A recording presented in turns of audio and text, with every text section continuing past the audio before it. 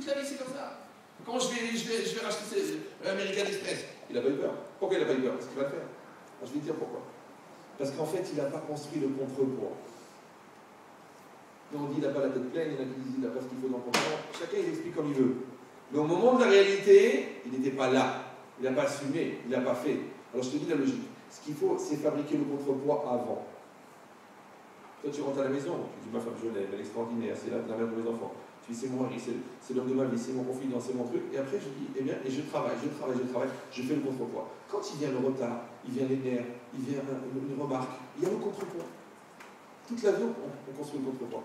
Quand ça va bien dans la vie, prends des énergies. Parce que quand ça ira mal, tu vas puiser dans ces énergies. Les gens, qu'est-ce qu'ils font? Ils ne fabriquent pas le capital. Ils croient que la joie que leur ont donné leurs parents et la jeunesse heureuse, ça suffit. Mais en vérité, le capital, ils l'ont vidé. Le jour où ils ont un problème, ils s'écroulent complètement, ils tombent en dépression. Pourquoi? Parce qu'il n'y a pas de capital. C'est comme un thermos. Le thermos, il est en inox. Mais à l'intérieur, il est en verre. Tu tapes en thermos, tu vois rien, même pas une rayure. Mais à l'intérieur, il est tout cassé. Il y a des gens, pareil, tu les vois de l'extérieur. Tu dis ça, c'est des thermos. Ils sont forts. Tu les remets un peu, tu vois qu'en fin de compte, c'est des thermos. C'est une autre marque de thermos. Thermos. Ils sont fragiles. C'est pareil. Toi, ton couple, tu le construis. Toi, ta relation avec ton enfant, tu pries pour lui. Moi, mes enfants, depuis leur naissance, je prie pour eux. Même après le mariage, je continue à prier. Tu pries, tu capitalises. Tu leur donnes, tu leur expliques, tu leur donnes de l'amour, de l'intelligence, de la finesse, de la Torah, de l'équilibre. Tu leur donnes. Tu dis, mais à quoi ça sert? C'est trop. Ils ont la télé, ils ont la PlayStation, ils ont Facebook. Qu'est-ce qu'ils ont besoin de moi? Facebook, il ne va pas les aider dans la vie. Oui. Si tu n'as pas répondu à leurs questions, ils auront les questions. Ne crois pas que les enfants ils sont convaincus de ce dont tu es convaincu tant que tu ne les as pas convaincus de ce qu'ils devraient être convaincus. Réponds à leurs questions. Parce que peut-être le témoin de la Java, il va lui expliquer, il va mieux lui expliquer que toi. Toi, tu dis comment c'est possible. Moi, des gens, ils m'amènent, ils me disent, mon fils habite à Mantes-la-Jolie, il veut se convertir à l'islam.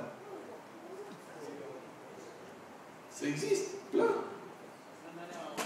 Voilà. Les gens y croient pourquoi? Parce que l'islam est convaincant. L'islam est débile. Tout le monde est au courant. Le problème, c'est qu'on lui a donné un judaïsme qui est plus débile que l'islam. Donc il a trouvé l'islam intelligent. Et l'autre, au lieu d'accepter d'expliquer à son fils maintenant la Torah, lui aussi, il devient islamiste. Puisqu'islamante, islamiste. Alors que lui aussi, il apprend la Torah. Alors comme il va être convaincu, il va être convaincant. Donc il va expliquer à son fils la Torah. Il dit non, j'ai pas envie. Alors qu'est-ce qu'il fait? Il veut que le rabbin, il veut que l'autre intervienne. Mais c'est toi le père. C'est lui le fils. Il y en a bien un des deux qui est Saint-Esprit. C'est le père, le fils et le... Donc qu'est-ce que... Donc ici, c'est marqué une chose incroyable. C'est que la peur, elle est dangereuse. La peur, elle est destructrice. La peur, elle rend malade. La peur, elle tue. Les gens, ils attrapent des infarctus à cause de la peur. Oui. Les gens, ils attrapent des maladies. Le cholestérol, ça vient de la peur. Les problèmes de nerfs, ça vient de la peur. Tout ça, ça vient de la peur sur une chose qui n'a pas lieu d'être, puisque c'est moi qui lui donne l'espace pour que ça existe. Donc, tu veux, non? Le problème, c'est que c'est marqué dans la Torah, Ashrei Adam Mefahed Tamid, heureux l'homme qui a toujours peur. Ah, il faudrait savoir. Alors la Torah dit, Aou Bedivrei Torah Ketiv. Ça a été dit à propos des paroles de la Torah. On a vu que Yaakov Avinu, il a eu peur. On a vu que Yitzhak Avinu, il a eu peur. Alors je ne comprends pas, la peur c'est bien ou la peur c'est pas bien? On vient de dire que la peur c'est pas bien, hein. Et maintenant on dit que la peur c'est bien. Alors, c'est comment la peur du ciel, comment on l'appelle la peur du ciel? La peur de Dieu. Irat Shamaï. Non, Irat Shamaï, mais Ira c'est la peur. Alors c'est marrant, il y a un rab, il a dit, la Irat Shamaï rassure. Quelqu'un qui a peur de Dieu, il est rassuré, et il est rassurant. Pourquoi? Parce que celui qui a peur de Dieu, en fin de compte, il n'a peur de personne, puisqu'il n'a peur que de Dieu.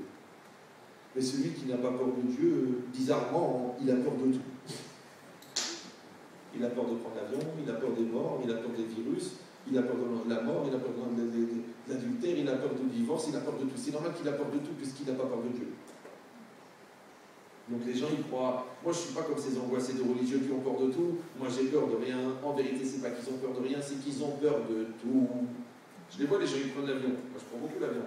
Tu crois, si on se met à l'arrière, on a plus de gens pour s'en sortir. T'as vu, il a bougé, et l'avion il est descendu. Et s'il y a un trou d'air, et si le réacteur, pourquoi ils ont peur? Pourquoi ils ont peur?